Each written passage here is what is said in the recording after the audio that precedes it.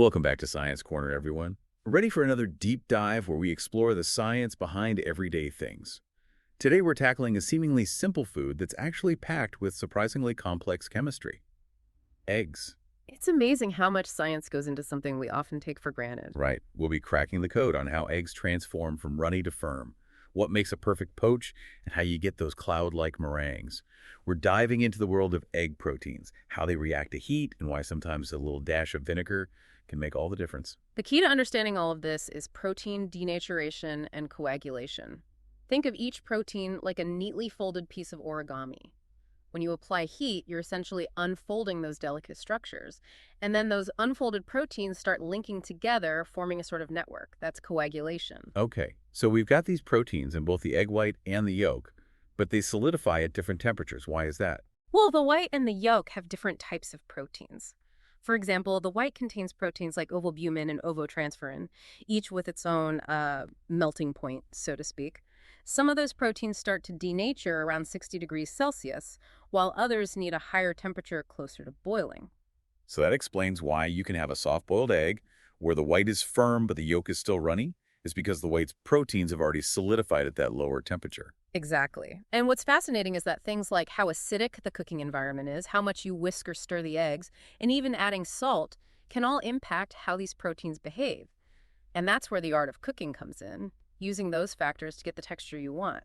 I've definitely noticed that salt can really change the texture of scrambled eggs. Yeah. Sometimes they're creamy, other times they're more rubbery. And that's all because of how salt interacts with the proteins during cooking. But we'll get into the specifics of that a bit later. For now, let's talk about the different roles eggs play in the kitchen. There are four main ones: emulsification, foaming, binding, and gelation.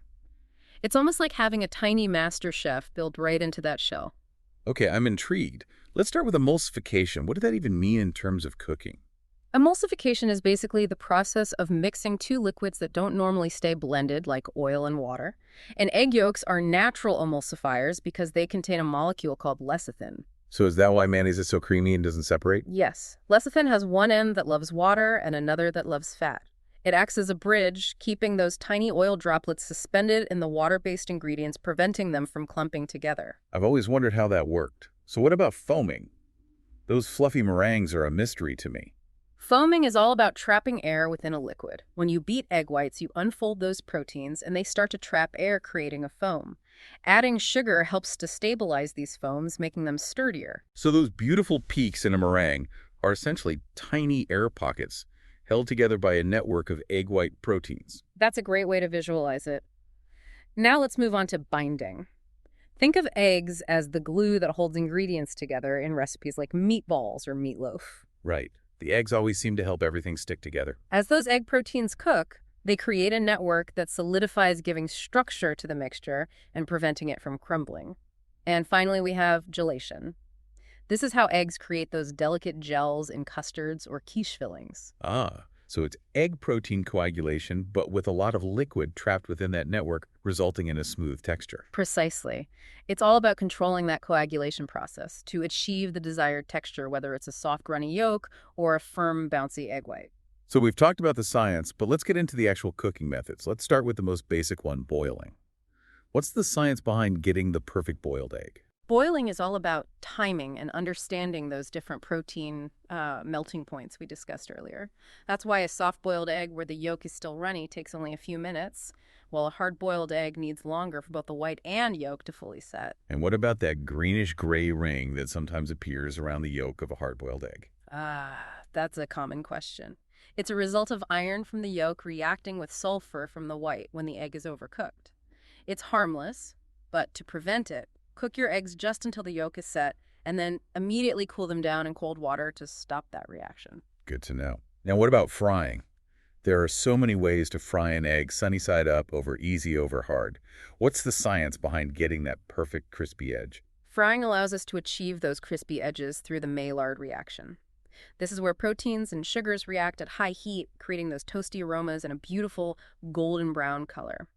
The type of fat you use also plays a role in the flavor and texture. I've always wondered why some fried eggs have super crispy whites while others are softer. That often comes down to technique. Basting the whites with hot oil while frying can create those super crispy edges. And of course, the temperature of your pan and the cooking time also play a part. So the combination of factors like the fat, the technique, and the heat. What about scrambling? I feel like that's the method where people have the most trouble getting the texture right. With scrambling, gentle heat and constant stirring are key. You want to cook the eggs slowly and evenly, creating those soft, creamy curds. There's also a myth out there that pre-salting eggs makes them tough. Is there any truth to that? Actually, adding a little salt to your eggs before scrambling can help them retain moisture and prevent them from becoming rubbery. It all has to do with how the salt interacts with the proteins, but we can delve deeper into that later. Interesting. So it's not about avoiding salt altogether, but rather about using it strategically.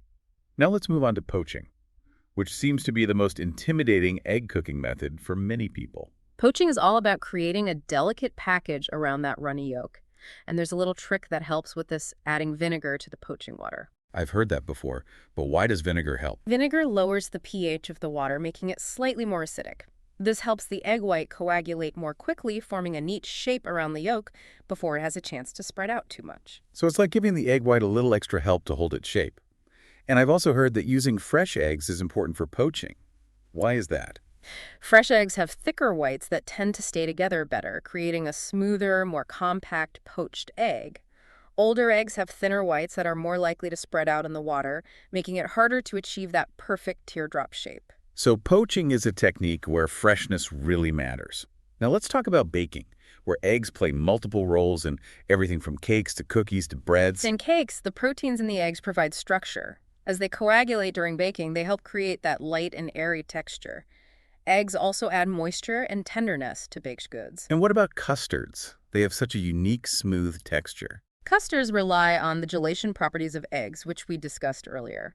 The egg proteins coagulate, trapping the liquid and creating that smooth, sliceable texture we associate with custards and quiche fillings. It's fascinating how versatile eggs are in the kitchen.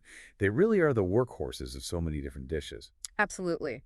They contribute to texture, flavor, and structure in countless ways. This has been a great overview of the basic science behind cooking eggs and some of the most common cooking methods. But we're just getting started. In part 2, we're going to explore how factors like pH aging and even additives can impact how egg proteins behave and how you can use that knowledge to your advantage in the kitchen. So stay tuned. Welcome back to Science Corner. We're diving deeper into the fascinating chemistry of eggs, exploring how seemingly simple factors like pH and age can significantly impact their behavior in the kitchen. That's right. Let's start with pH, a measure of acidity or alkalinity. A fresh egg is slightly acidic, but as it ages, it becomes more alkaline. So it's like a tiny chemistry experiment happening inside the shell over time. Exactly. And these pH changes have a noticeable impact on the egg's properties. For instance, the thick white thins out as the pH rises, making older eggs runnier. This explains why those super fresh eggs have whites that stand up tall and firm, while older eggs tend to spread out more. Precisely. And this difference in thickness affects cooking techniques, like poaching. Fresher eggs with their thicker whites poach into neat shapes, while older eggs might create wispy strands. So for those picture-perfect poached eggs, fresh is best. Absolutely. Now let's talk about boiling. Remember how we discussed that greenish-gray ring around the yolk? Well, older eggs are more prone to developing this ring because the higher pH promotes the release of sulfur from the white, which reacts with iron in the yolk. Interesting. But there's a silver lining to aging, right? Older eggs are easier to peel when hard-boiled. That's correct. The higher pH weakens the bond between the white and the shell membrane, making the shell slip off more easily. However, keep in mind that very old eggs might have yolks that shift off-center and watery whites affecting the overall appearance. So finding that sweet spot of slightly aged but not too old is key for optimal boiling results. Exactly. And this brings us to additives, which can further modify egg behavior. Let's start with the ubiquitous salt. Salt seems to have a bit of a dual personality when it comes to eggs. Sometimes it tenderizes, sometimes it speeds up coagulation. It all boils down to how and when you add it. Salt can lower the coagulation temperature of egg proteins, meaning they set at a lower heat. However, a small amount of salt added before cooking, like in scrambled eggs, can actually create a softer texture. So salt can be both friend and foe depending on the application. Indeed. Now let's talk about acids like vinegar, lemon juice, or cream of tartar. They play a crucial role in various egg preparations. We already talked about vinegar's magic in poaching, where it helps the white set quickly, but I'm curious about how acids work in other applications like meringues. That's a great question. Acids lower the pH, which, as we discussed, makes proteins denature at lower temperatures. But in the case of meringues, where you're beating egg whites to create a foam, adding an acid like cream of tartar or lemon juice actually helps to stabilize that foam. It increases the flexibility of the proteins and prevents them from clumping together too quickly. So the acid acts almost like a safety net, ensuring those beautiful peaks in a meringue stay fluffy and don't deflate. Exactly. Acids are also essential in custards. For instance, in lemon curd, the acidity of the lemon juice allows the yolks to thicken at a lower heat, preventing them from curdling. But too much acid, especially combined with high heat, can cause curdling, right?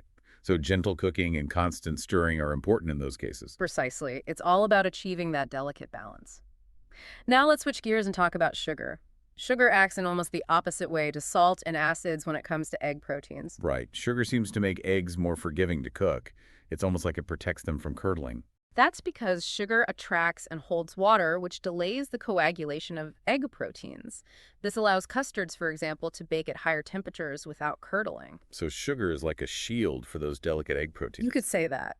And in meringues, sugar helps create those dense, satiny peaks by stabilizing the foam structure. But I've also heard that adding too much sugar too early when making meringues can prevent the foam from forming properly. That's true.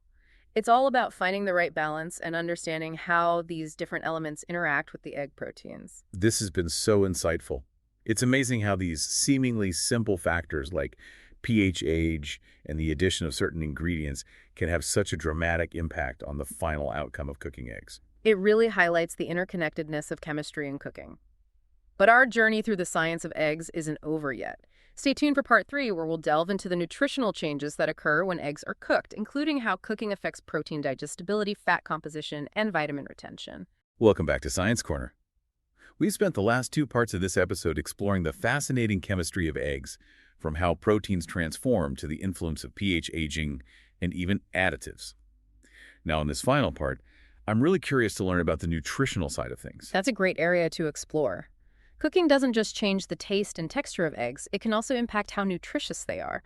Some nutrients become more readily available, while others might be affected by the heat. Let's start with protein, one of the main reasons people eat eggs. We know they're a great source, but does cooking change anything about that protein? Yes, actually. Cooking significantly increases the digestibility of egg protein. The protein in a cooked egg is almost twice as digestible as the protein in a raw egg. Wow, that's a huge difference. Why does that happen? When you cook an egg, you're essentially unfolding those proteins, making them more accessible to our digestive enzymes. In a raw egg, certain proteins can actually inhibit digestion, but cooking deactivates them. So cooking not only makes eggs safer to eat by eliminating the risk of salmonella, but it also unlocks more of their protein power. Exactly. It really challenges the idea that raw eggs are somehow better for protein absorption. Now let's move on to fats. Most of the fat in an egg is found in the yolk, and it's a mix of healthy unsaturated fats, saturated fats, and cholesterol. We've all heard about the potential downsides of cooking fats, especially at high temperatures. Does cooking change the fats in eggs? Heat can cause oxidation of fats, including cholesterol, which can lead to the formation of compounds that may not be as healthy. But the extent of this oxidation really depends on the cooking method and how high the temperature gets. So boiling an egg, even a hard-boiled one, doesn't result in as much oxidation because the yolk isn't exposed to direct high heat. That's right. And gentler methods like poaching and soft boiling are even better for minimizing oxidation. Frying at high heat, especially if you're browning the edges, can lead to more oxidation, but it's still much less than what happens in industrial food processing. It seems like the key takeaway here is that, like with so many things related to nutrition, moderation is important. What about vitamins and antioxidants? Eggs are a good source of those too, right? Yes, eggs contain several important nutrients, but heat can affect some of them. Vitamins like vitamin A and vitamin E, as well as the carotenoids, lutein and zeaxanthin, which are good for eye health, can be degraded by heat. But the good news is that those losses are usually pretty small, and most of the vitamins are retained after cooking. Okay, that's reassuring. Are there any nutrients that actually become more available after cooking? Yes, there are. Nutrients like niacin and biotin are actually easier for our bodies to absorb after cooking. Heat deactivates certain compounds in raw eggs that can interfere with their absorption. So it sounds like there's a bit of a trade-off. We might lose a tiny bit of certain vitamins, but then other nutrients become more readily available. Overall, I'm getting the sense that the benefits of cooking eggs outweigh any potential downsides. I'd agree with that. Cooking not only makes those proteins more digestible and eliminates any risk of foodborne illness from salmonella, but it also deactivates those anti-nutrients that can interfere with absorption. But from both a safety and a nutritional standpoint, cooked eggs seem like the clear winner. Exactly. And remember to maximize those nutritional benefits. Choose gentler cooking methods and avoid overcooking, especially when it comes to the yolk. This deep dive into the world of eggs has been truly eye-opening. We've gone from understanding how proteins transform during cooking to learning about the impact of pH aging additives and even the nutritional changes that happen when we apply heat. It's amazing how much science is packed into that humble shell. It really is a testament to the complexity of food and how a little bit of scientific knowledge can completely change the way we approach cooking. Next time I'm making eggs, I'll definitely be thinking about all the amazing chemistry happening in that pan. It's a great reminder that cooking is not just about following a recipe. It's about understanding and harnessing those scientific principles to create something delicious. Well said. And who knows what other culinary mysteries we might uncover if we keep exploring the science behind our food. That's the beauty of Science Corner. There's always more to learn and discover. Thanks for joining us on this deep dive. Until next time, happy cooking, everyone.